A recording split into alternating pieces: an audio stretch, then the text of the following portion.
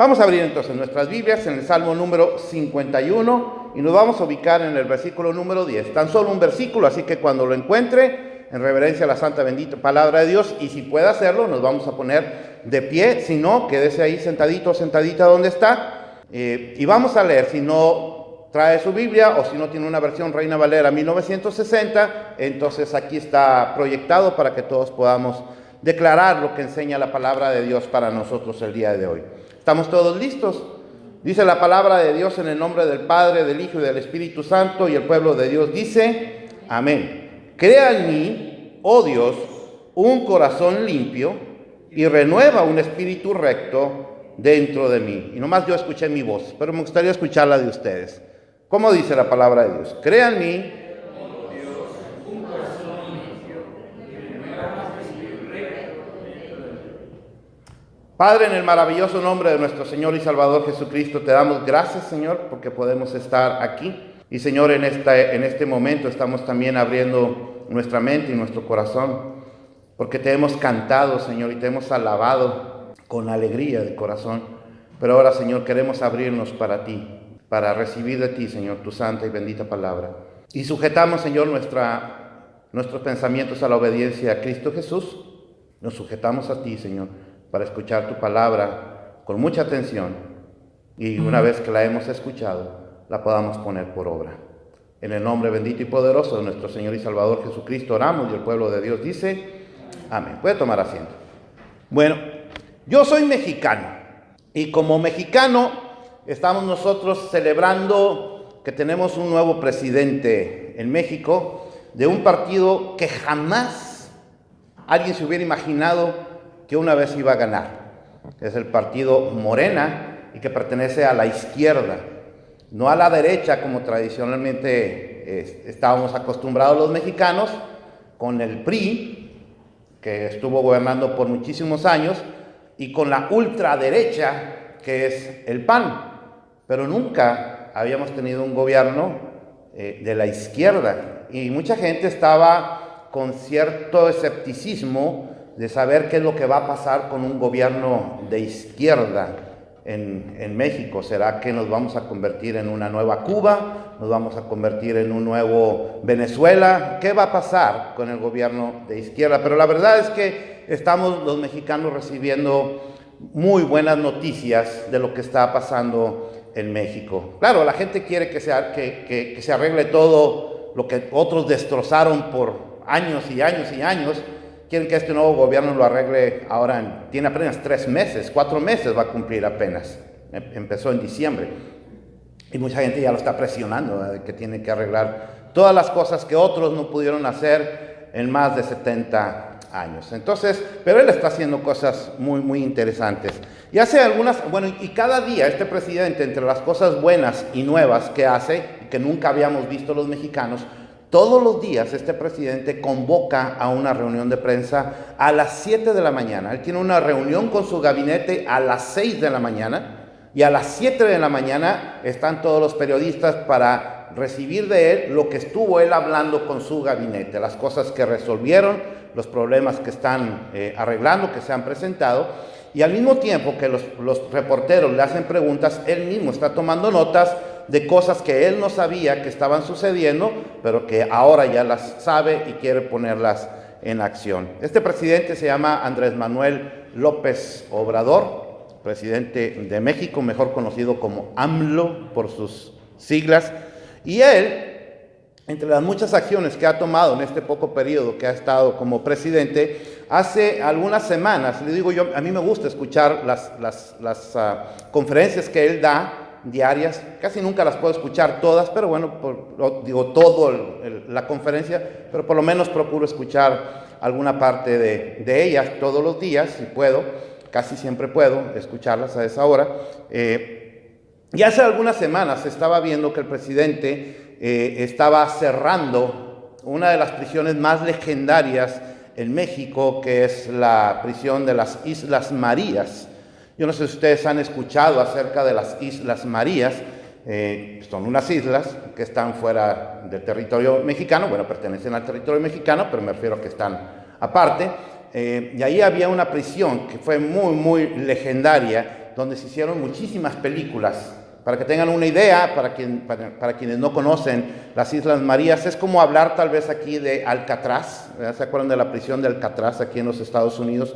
Bueno, algo así era la prisión de las Islas Marías, y el presidente entonces la cerró, porque lo que estaba pasando ahí es que la gente que vivía en las Islas Marías, los prisioneros que estaban ahí, estaban viviendo en condiciones bastante difíciles, muy difíciles para ellos, porque ellos mayormente trabajan la producción de sal, y la producción de sal la hacían en las condiciones más inseguras que usted se pueda imaginar. Entonces muchos de ellos terminaban bastante afectados de su salud y otros tantos morían. Ya no era que querían escapar, era que morían ahí mismo por las condiciones en las que estaban viviendo.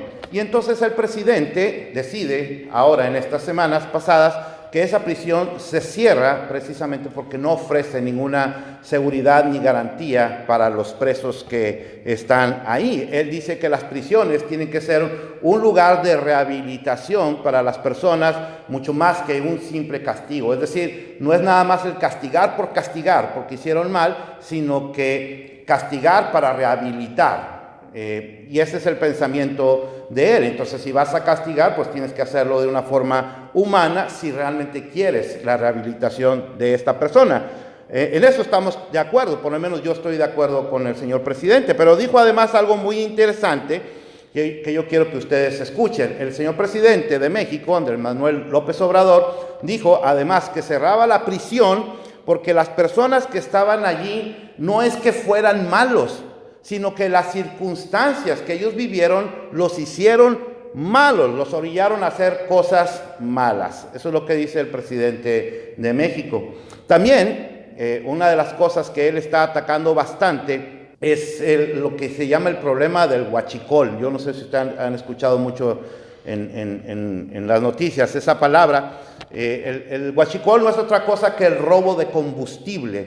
Lo que hacen las personas, los huachicoleros, que son los que se dedican al huachicol, lo que hacen es los ductos de petróleos mexicanos de las refinerías de Pemex que pertenecen a la nación, los agujeran y entonces extraen de ahí combustible de manera clandestina, por supuesto totalmente ilegal, y eso hace que la empresa pierda millones de pesos, y no es que nada más pierda Pemex o Petróleos Mexicanos, sino que pierde la nación. Eso es lo que le preocupa al presidente, que lo que está perdiendo es la nación, porque si Pemex es del gobierno, entonces es una empresa pagada con dinero de los impuestos de los mexicanos.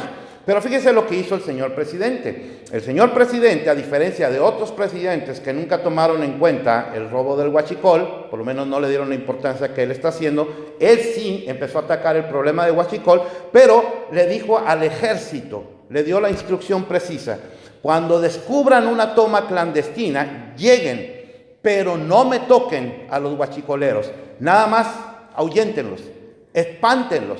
Y le preguntaron, ¿por qué? Bueno, porque los huachicoleros son pueblo que por no tener las condiciones favorables, por no tener oportunidades de empleo, por no tener oportunidades de estudio, por no tener oportunidades de salario, por no tener ninguna oportunidad, se han visto obligados a cometer esta clase de delitos. Así que yo no quiero hacer nada contra ellos, yo me quiero ir contra los líderes de ellos. Y eso es lo que está haciendo el señor presidente. Y entonces, para lograr este tipo de cosas, el presidente ha creado una serie de programas en donde él llama a los huachicoleros a que dejen de delinquir, y ha abierto unos programas muy interesantes. Para empezar, ha abierto programas de becas para jóvenes que quieran estudiar, para que dejen eso, programas de becas en donde el gobierno de México les pagaría a ellos los estudios, o por lo menos una parte, una ayuda, para que ellos puedan estudiar y dejen de hacer daño.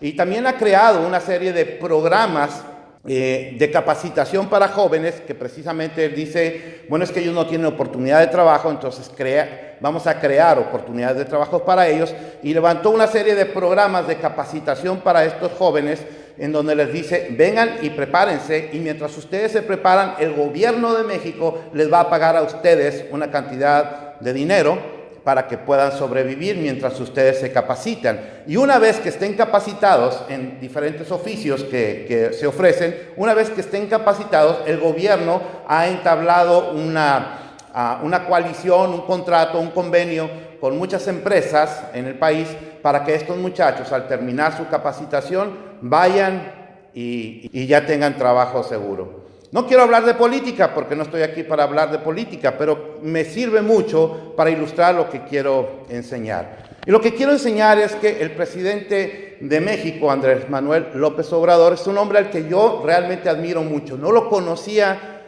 siempre lo conocí como alguien que nomás estaba protestando y cosas por el estilo. Siempre estaba inconforme con todo lo que pasaba en México, pero ahora que lo estoy conociendo como presidente, realmente lo estoy admirando muchísimo. Sé que es un hombre honesto, sé que es un hombre íntegro y sé que es un hombre sincero. Sin embargo, quiero decirles esto: Andrés Manuel López Obrador es un hombre sincero, pero está sinceramente equivocado. ¿Sabe por qué? Porque no se trata de crear ambientes favorables para que las personas dejen de hacer daño. Las personas van a seguir haciendo daño porque tienen un problema muy fuerte, y ese problema, ¿sabe cómo se llama? Se llama pecado. Y si usted va, por ejemplo, a la carta que escribe el apóstol San Pablo en el capítulo número 7, en los versículos 15 al 22, usted se va a encontrar que el apóstol Pablo le llama a eso el pecado que mora, ¿en dónde? El pecado que mora en mí. El pecado que mora en mí. Y es que el problema de siempre de la humanidad, y usted va a estar de acuerdo conmigo, el problema de siempre de la humanidad precisamente es que siempre busca encontrar un culpable por las cosas que ellos hacen. ¿Sí o no? Desde el principio, usted váyase a Génesis y ahí se va a encontrar a dos amigos nuestros. Uno se llama Adán, el otro se llama Eva, y vamos a encontrar un enemigo nuestro que se llama la serpiente. Y cuando Dios le preguntó a Adán por qué hizo lo que hizo, ¿qué hizo Adán? ¿A quién le echó la culpa? A Eva. Y cuando Dios le preguntó a Eva por qué hizo lo que hizo, ¿qué hizo Eva? ¿A quién le echó la culpa? A la serpiente. Y Dios no le preguntó a la serpiente. Pero si le hubiera preguntado a la serpiente, créame, si Dios le hubiera preguntado a la serpiente le hubiera echado la culpa a Dios, le hubiera echado la culpa al fruto, le hubiera echado la culpa a Eva o le hubiera echado la culpa a cualquier otra cosa. Créame que eso hubiera hecho la serpiente. ¿Por qué? Porque las personas siempre procuran aventarle a otro la carga, la culpa, para ellos librarse de una responsabilidad que tienen. En el caso de lo que está ocurriendo en México, hay un problema muy fuerte. No podemos nosotros echarle la culpa. Hay un problema muy fuerte dentro de las personas en México, en Estados Unidos y en todas partes del mundo. Y no podemos estar culpando a las circunstancias de por qué somos nosotros como somos. No podemos. Eso es quitarnos nosotros responsabilidad. Y yo he escuchado infinidad de cristianos. Créanme, hace poco, mi esposa es testigo, hace poco inclusive escuchamos a un pastor que había sido sorprendido en adulterio, a echarle la culpa al diablo. Echarle la culpa al diablo, y el diablo, si el diablo lo hubiera escuchado, le hubiera dicho: ¿yo qué? Espérate, no, o sea, ya tú. ¿Por qué? Bueno, porque siempre buscamos echarle la culpa a alguien para nosotros tener una justificación de por qué hacemos las cosas y vernos como si fuéramos los inocentes, pobres víctimas de las cosas que están ocurriendo en nuestras vidas. Ahora, yo no voy a negar que hay ciertas circunstancias que realmente afectan bastante nuestras vidas. Nosotros sabemos de personas que han vivido en violencia intrafamiliar. Nosotros sabemos de personas que han vivido en abuso sexual, en abuso doméstico. Nosotros sabemos de personas que han sido víctimas de violaciones y cosas por el estilo. Y por supuesto que ese tipo de cosas afectan a las personas. Pero déjeme le digo algo, esas cosas son solamente disparadores de algo que está aquí adentro, porque el problema sigue estando aquí. No sé si me explico lo que estoy diciendo. Es decir, si realmente las cosas que vivieron son una causa justificable para que ellos después, el día de mañana, porque tuvieron esa infancia, porque tuvieron esa clase de vida, ahora justifiquen por qué ellos hacen lo mismo. Si esto fuera así, entonces se daría en todas las personas del mundo que han sufrido esta clase de traumas, y nosotros sabemos que no es así. ¿Cuántas personas han sufrido estas situaciones tan lamentables y realmente tan duras que acabo de describir, y hoy en día son hombres y mujeres que aportan bienestar a la sociedad? Así que no puede ser una excusa el decir, es que yo cuando era niño, cuando era niña, vivía así y así, para después tener ahora yo esa misma clase de conducta. Claro, la psicología, eso es lo que te va a enseñar. Y se los digo yo como terapeuta. Eso es lo que va a enseñarles. O sea, tú no eres culpable de nada. Todo está en tu pasado. Tú tienes que aceptarte a ti mismo. Tienes que levantarte y seguir. Pero te entiendo por qué eres así. Pero la consejería bíblica no hace eso. La consejería bíblica, al contrario, busca en el interior de la persona para ver qué fue lo que está afectado, para que pueda ser remediado por la santa y bendita palabra de Dios. Muchas personas entonces buscan ayuda. Muchas personas lo hacen, como dije hace un momento, a través de la psicología. Pero déjeme le digo algo con la psicología. No tengo nada en contra de la psicología. No necesariamente es malo, no necesariamente es del todo malo, por lo menos en mi punto de vista. Pero déjeme le digo algo muy importante. La psicología ataca problemas de la conducta, pero aquí hay algo más importante que la conducta. ¿Qué es? El corazón. Entonces, la psicología, si usted ha investigado lo que significa la palabra psicología, significa el estudio de la mente, ¿verdad? Eso es lo que nos han dicho. Y usted busca en cualquier diccionario y va a decir que es el estudio de la mente. Pero no es así, porque la palabra psique, de psicología, psique, logos, estudio del psique, la palabra psique, o más bien en griego se dice psige, esa palabra significa alma, es lo que significa alma. Por ejemplo, si usted va, el Señor Jesucristo dice en Mateo 11:29, llevad mi yugo sobre vosotros y aprended de mí, que soy manso y humilde de corazón, y hallaréis descanso para vuestras almas. Está usando la misma palabra, psige o psique. Está usando la misma palabra. Entonces, el estudio de la psicología trata de llegar a los asuntos del alma utilizando herramientas humanas. No se puede. Es imposible llegar al alma de una persona con herramientas humanas. ¿Qué clase de herramientas entonces se necesitan para llegar al alma de las personas? Herramientas espirituales. Herramientas espirituales resuelven problemas espirituales, problemas que están en nuestro interior y que después se reflejan en forma de pecado, en forma de conducta y cosas por el estilo. Entonces la psicología lo que quiere es corregir la conducta, no el corazón. Pero cuando se corrige la conducta, entonces se corrigió solamente una parte. Y nuevamente esa persona va a depender de que las circunstancias le sean favorables para poder mantenerse en esa buena conducta. Y si no resultan favorables, va a volver a caer. Pero la consejería bíblica lo que hace es acercar a la persona a Cristo, no nada más para que sea mejor, sino para que sea como Él. Los consejeros es lo que queremos, que nuestro aconsejado o nuestra aconsejada sea como Cristo. Y por eso utilizamos las herramientas espirituales que van a llegar al alma para resolver problemas espirituales. Esas situaciones de violencia intrafamiliar, violaciones y cosas por el estilo realmente son dolorosas y realmente son traumáticas, bien traumáticas, pero son solamente disparadores de algo que está aquí adentro. Y algo que está adentro, como el apóstol Pablo dijo, es el pecado que mora en mí. Y eso es lo que trata entonces, o lo que quiere, no trata, eso es lo que quiere la palabra de Dios corregir por completo. La palabra de Dios, por si usted no lo sabe, mi querido hermano y hermana, es más que suficiente para cualquier aspecto de la vida en donde usted haya sido afectado o afectada. Dígame el problema que haya sido. Dígame usted el problema que haya sido. La palabra de Dios es más que suficiente para para corregir ese problema que le ha afectado. ¿Sabe por qué? Sencillamente porque la Biblia fue inspirada ¿por quién? ¿Por los hombres? La Biblia fue inspirada por Dios. Y Dios estaba pensando en su bienestar y en mi bienestar cuando inspiró a hombres para escribir la palabra. Él estaba pensando en usted y estaba pensando en mí. Él estaba pensando en todas nuestras necesidades. Él estaba pensando en todas las posibilidades que usted y yo podamos sufrir. Usted menciónela, la que usted quiera. La palabra de Dios tiene una respuesta para esa necesidad.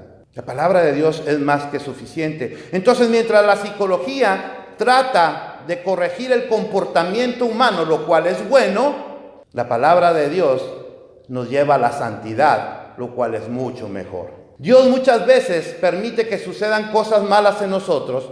Una, porque quiere formar el carácter de Cristo en nosotros. Él quiere formar el carácter de nuestro Señor Jesucristo. El Señor Jesucristo, cuando usted está ante un problema, usted debería de preguntarse, el Señor Jesucristo, ¿qué es lo que haría en una situación como la mía? ¿Qué es lo que Él haría? Porque si usted deja de lado la palabra de Dios, entonces usted no va a encontrar respuesta. Va a tratar de encontrar respuesta en otros argumentos. Muchas personas se refugian en la religión. Y en verdad casi todas las religiones, por lo menos las que nosotros conocemos, quieren o procuran que las personas sean mejores, lo cual es bueno. Pero la palabra de Dios quiere que usted y yo nos parezcamos a Cristo, lo cual es mucho mejor. Quiere que tengamos una relación permanente y estable con nuestro Señor Jesucristo, lo cual es mucho mejor y es garantía de éxito, garantía de victoria en cualquier sentido que usted quiera verlo. Así que, bueno, puede uno buscar ayuda a través de la religión y no dudo que vaya a haber alguna mejoría. Pero si es lo único que usted quiere, tener una mejoría, entonces yo le recomiendo que vaya con un psicólogo o que se meta de lleno a una religión y va a tener una mejoría. Pero si usted no quiere una mejoría, si usted quiere cambiar su vida por completo por una vida que agrade a Dios, entonces lo que necesita es otra cosa. No necesita la religión y no necesita la psicología. Necesita a Dios. Y esto no se logra de otra forma más que a través del Señor, a través de su santo y bendito Espíritu Santo. ¿Cuántos dicen amén? Amén. Herramientas espirituales resuelven problemas espirituales para el pecado que mora en mí, el pecado que mora en usted. Sin duda, y conforme a lo que nos enseña la palabra de Dios, la solución está en vivir en Cristo, por Cristo y para Cristo. Tan fácil, pero al mismo tiempo tan difícil. Fácil porque es una herramienta que está a nuestra disposición. Difícil porque somos nosotros los que no queremos. Somos nosotros los que queremos estar todavía atados a esas cadenas del pasado. Y hace un momento cantábamos con el grupo de alabanza que Cristo rompe las cadenas. ¿Cuántos creen eso? Entonces, ¿por qué va y la solda otra vez? El Señor rompió la cadena. Y ahí va usted a pegarla otra vez. ¿Para qué? ¿Cuál es el sentido de querer vivir de esa manera? Porque la gente no es feliz. Porque aunque Cristo rompió las cadenas, las personas van y las pegan otra vez. Y me ponen cola loca para que no sea tan fácil romperla. Un corazón cambiado se muestra en pensamientos correctos que nos mueven a deseos correctos y que nos llevan a acciones correctas. Eso téngalo siempre presente porque son 3 principios fundamentales que usamos en consejería. Un corazón cambiado es porque tiene pensamientos correctos, deseos correctos y acciones correctas. Y esto solamente se logra a través del Señor y su palabra. Si usted tiene un problema muy fuerte y no ha querido salir de ese problema, solamente lo dice, lo expresa con palabras, pero no quiere, porque la palabra de Dios implica que nosotros seamos obedientes. La palabra de Dios implica que nosotros nos sometamos a lo que Él dice, pero es a veces donde nosotros batallamos. Entonces quiere decir que estamos teniendo un problema del corazón realmente. Estamos teniendo un problema de relación con Dios. Así que un cambio genuino en las personas no se logra solamente generando ambientes favorables, lo cual es bueno, sino encontrando refugio en Dios, lo cual es mejor. ¿Qué prefiere usted? ¿Usted prefiere estar bien o estar mucho mejor?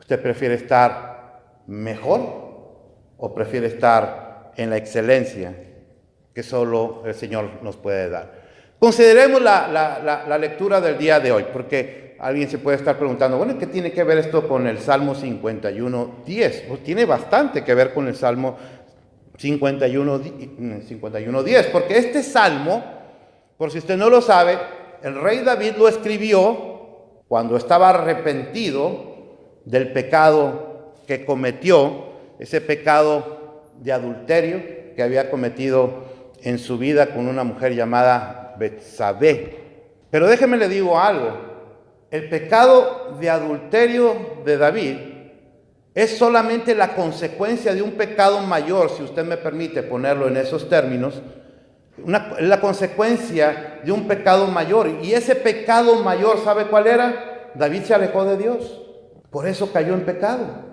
David debió haber ido a la guerra, pero no fue a la guerra, mandó a su ejército y él se quedó en el palacio.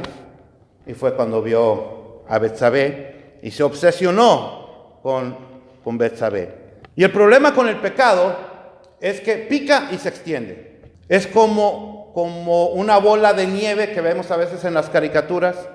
Usted ve que aparece una pelotita de nieve en la punta de una montaña. ¿Y qué pasa con esa pelotita de nieve? Empieza a crecer y crecer y crecer conforme va cayendo. Y conforme va cayendo empieza a destruir todo. El pecado es así. El pecado empieza a crecer y crecer y crecer y cada vez empieza a hacerse más fuerte, más fuerte, más fuerte y empieza a destruir todo lo que está a su paso, porque el problema del pecado es que contamina y se extiende. Ese es el problema. Por ejemplo, si usted va al segundo libro de Samuel, en el capítulo 11, usted va a encontrar la historia de David y Betsabé y va a encontrar por qué escribió el Salmo número 32 y el Salmo número 51, del que estamos hablando el día de hoy. Y como dije hace un momento, usted se va a dar cuenta que él sale al palacio, ve a esta mujer, se obsesiona con esta mujer, tiene relaciones con esta mujer. ¿Y qué es lo que sucede con Betsabé? ¿Sabe qué pasó? Betsabé se embarazó. Ahora tiene más problemas, ahora tiene un doble problema, porque pecó de adulterio, pero Betsabé era una mujer casada. Y estaba casada con uno de sus generales, un hombre llamado Urías, que por cierto era un hombre bien fiel al rey David, súper fiel. Era un hombre que sacrificaba su tiempo de diversión, su tiempo de comida, cualquier cosa por servir al rey. Y David lo traicionó, pero no nada más lo traicionó, porque ahora la mujer estaba embarazada y ahora David tenía que, entre comillas, tapar su pecado. Si no, iba a haber problemas. Betsabé iba a tener muchos problemas, porque si él había estado en la guerra y esta mujer se embarazó, obviamente el hijo no era de Urías, no era del esposo. Entonces, David lo que hace, fíjese, porque eso es lo que hace el pecado, se extiende y cada vez contamina más. David manda a la guerra a Urías con el firme propósito, con el claro propósito de que lo maten. Y así sucedió.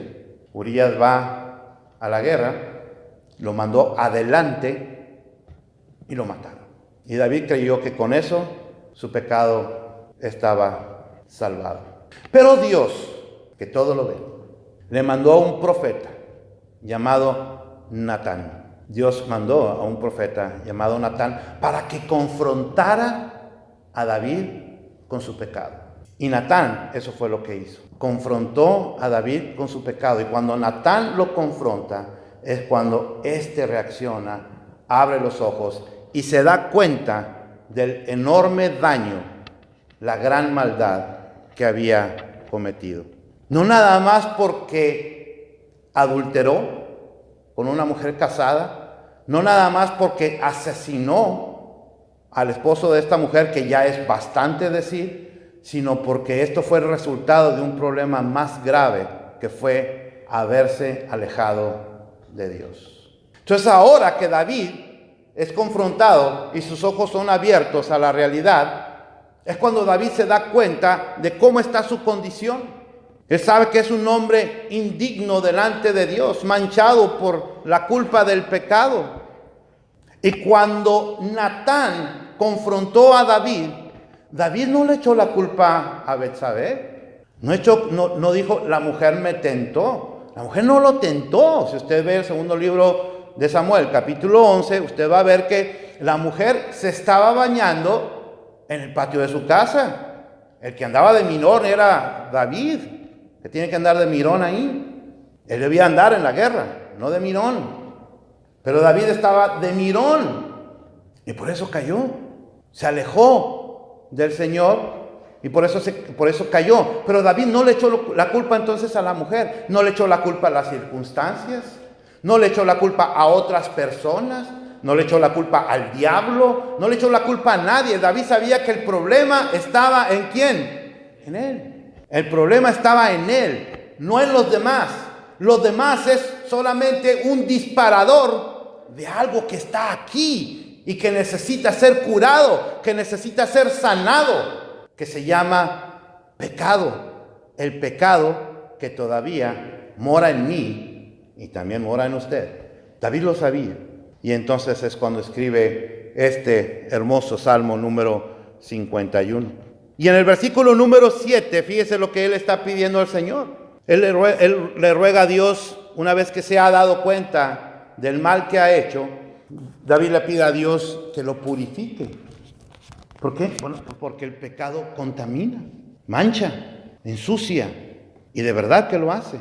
En el versículo número 8, ¿qué es lo que le pide David a Dios? Él quiere nuevamente escuchar del gozo y la alegría en su vida. ¿Sabe por qué? Porque vivir en pecado en la vida del creyente, estoy hablando del creyente porque David era un creyente, y yo estoy hablando del creyente. Los no creyentes viven en pecado y parece que viven felices ahí. Pero el creyente en Cristo, cuando ha pecado, pierde el gozo, pierde la alegría y hasta puede caer enfermo. David cayó enfermo, ¿sabía usted eso?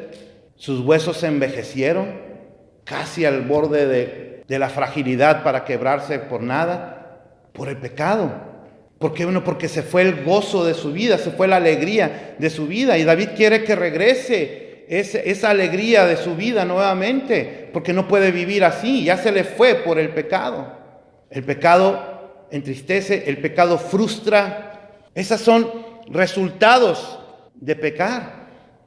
El pecado amarga la vida del creyente. ¿Por qué cree que hay muchos creyentes amargados? Porque no tienen una relación con Dios. ¿Por qué hay tanto creyente frustrado? Porque no tienen una relación con Dios. ¿Por qué hay tanto creyente entristecido? Porque no tienen una relación con Dios. Simplemente por eso, no por las circunstancias.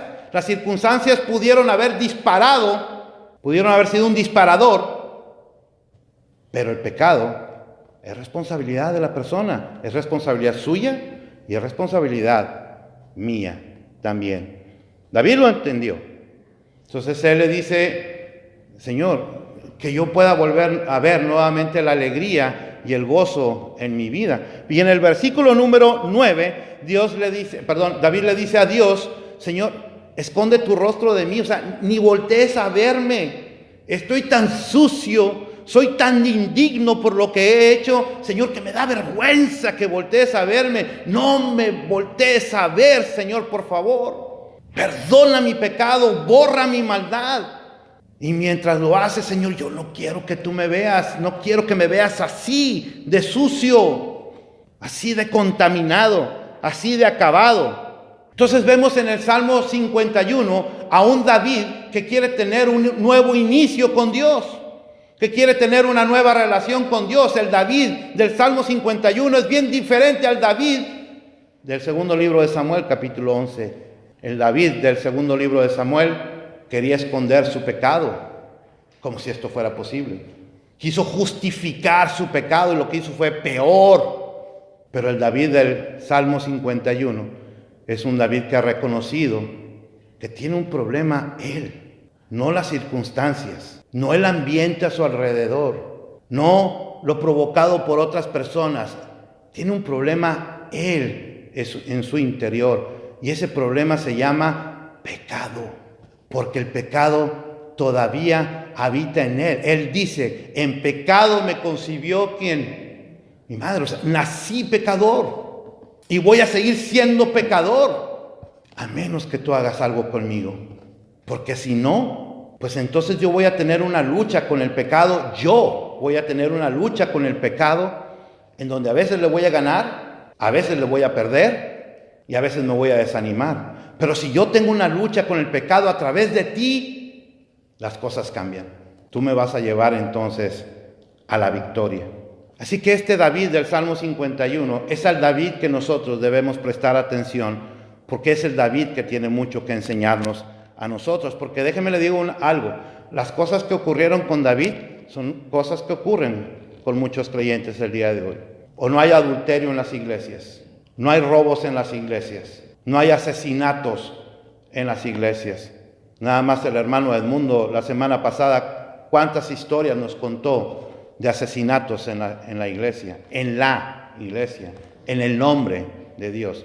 Así que usted mencione el pecado del mundo, infortunadamente está dentro de la iglesia, mencione el que sea, está dentro de la iglesia. ¿Por qué? Porque el pecado mora en nosotros y solamente está esperando un disparador, y el disparador puede ser cualquier cosa, pero es un disparador, no es algo para echarle la culpa. Uno no cae en tentación sexual porque la mujer estaba muy guapa y uno tenía problemas con la esposa. Uno cae en tentación sexual porque tiene un problema de depravación que no le ha entregado a Dios. David está humillado, profundamente humillado, diciéndole al Señor: purifícame, Señor. No quiero que me veas así como estoy, de sucio, de cochino, de horrible. No quiero que me veas así, Señor. Y después le dice algo bien hermoso, que es nuestro versículo del día de hoy.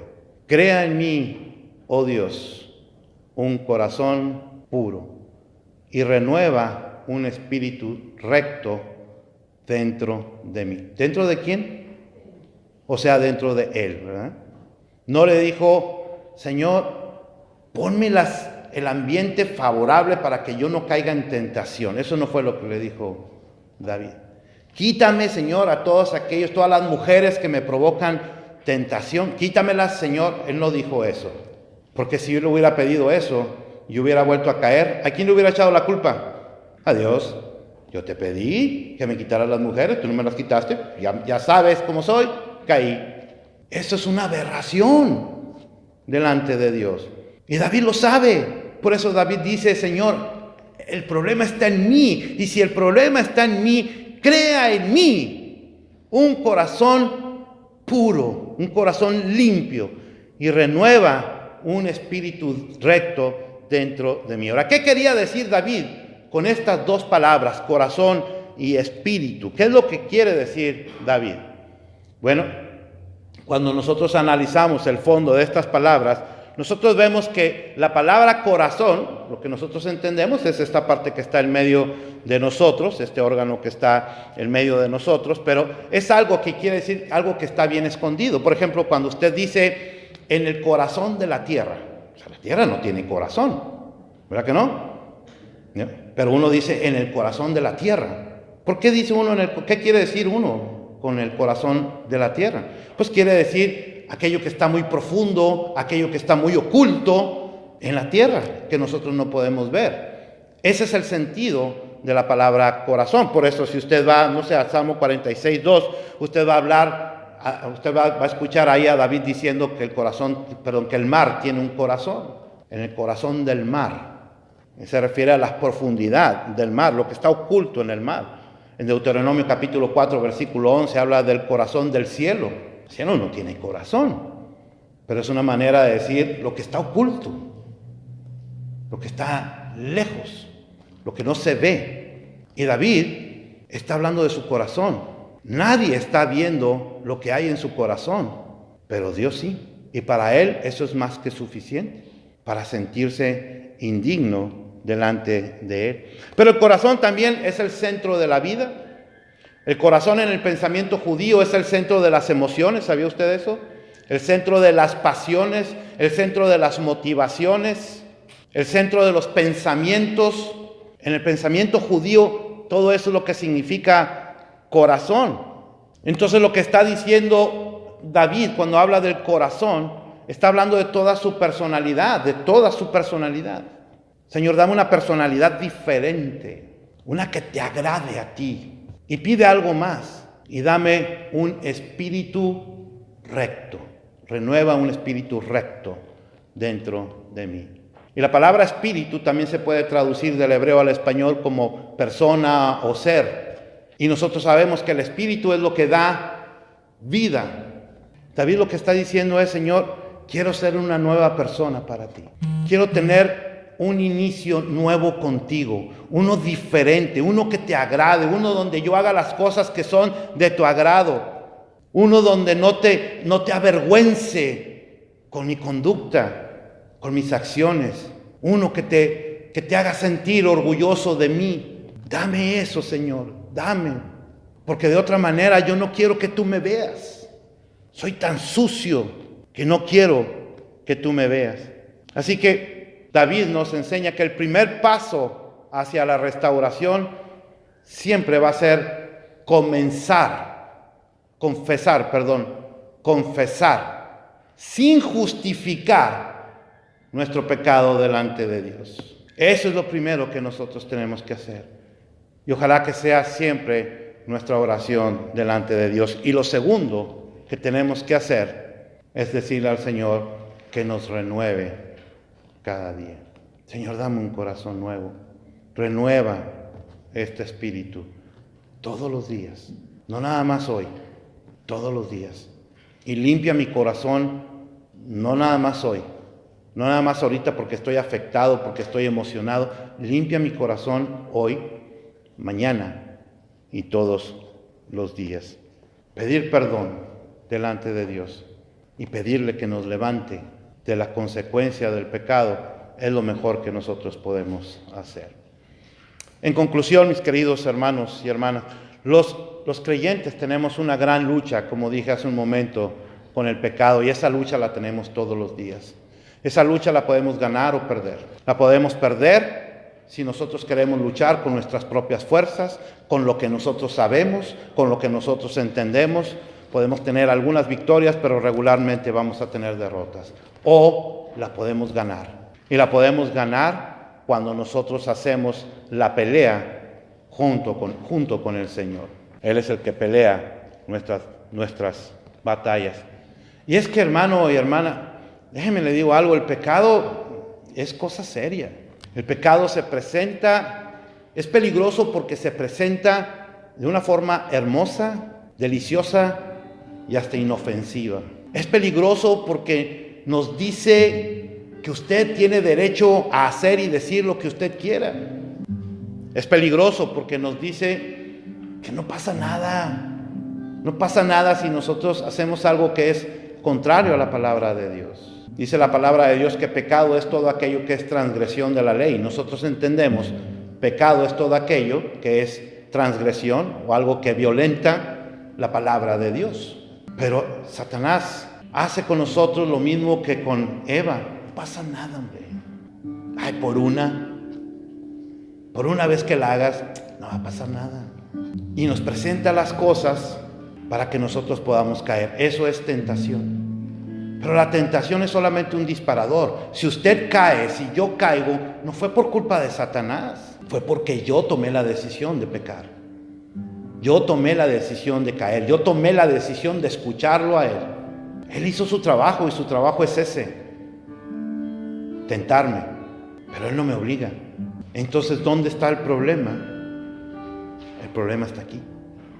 En mi corazón. No en las cosas que están alrededor. Así que, aunque el presidente de México tenga intenciones muy buenas, proveyendo ambientes favorables para los prisioneros y oportunidades para los jóvenes guachicoleros, ellos van a seguir pecando, si no de la forma que lo hacían, de otra forma, pero van a seguir haciendo mal. ¿Sabe por qué?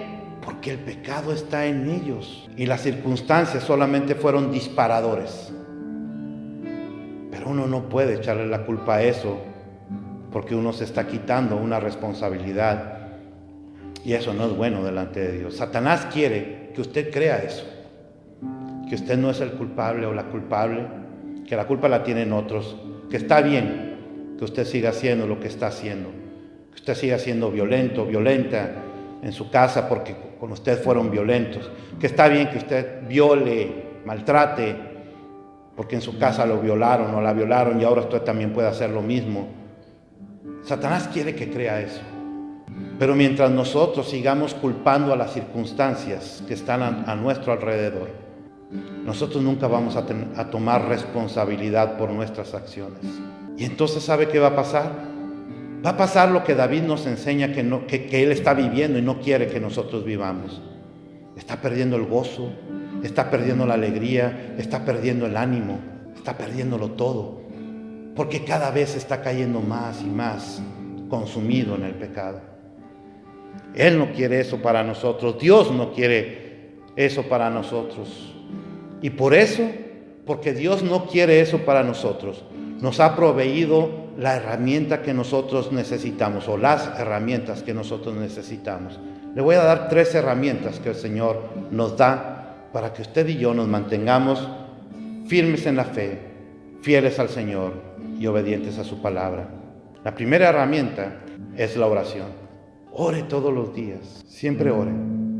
Pida perdón por su pecado. Si realmente usted no sabe qué pecado cometió, déjeme le digo algo. Dios le ha proveído al Espíritu Santo que nos redarguye de pecado. Y la palabra redarguir en la Biblia significa nos presenta evidencia de pecado. Y si usted le dice al Señor, Señor, redargúyeme, o sea, preséntame evidencia de pecado, el Espíritu Santo va a decir, fuiste y le dijiste a tu hermano tal cosa y eso no se hace. Ve y pídele perdón. Fuiste y te burlaste de tu hermano o de tu hermana y eso no se hace. Ve y pide perdón. Tomaste algo que pensaste que lo hacías en justicia, pero delante de mí es pecado. Ve y regrésalo y pide perdón. Eso es redarguir. Entonces lo primero es orar.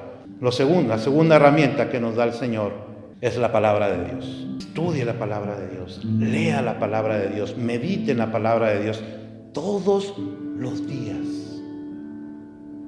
Yo le puedo ayudar como su pastor. Nosotros tenemos un grupo que se llama Reto Bíblico, en donde analizamos todos los días. Cada mes hay un tema que nosotros vemos y analizamos a través de las Escrituras.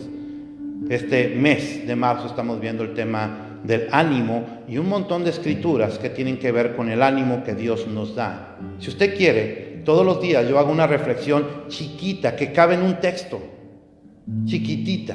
No le va a quitar a usted ni siquiera un minuto, pero le puede ayudar para las 24 horas del día, hasta que aparezca uno nuevo.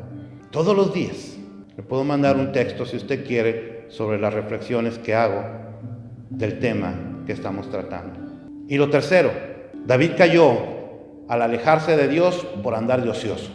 No esté de ocioso o de ociosa.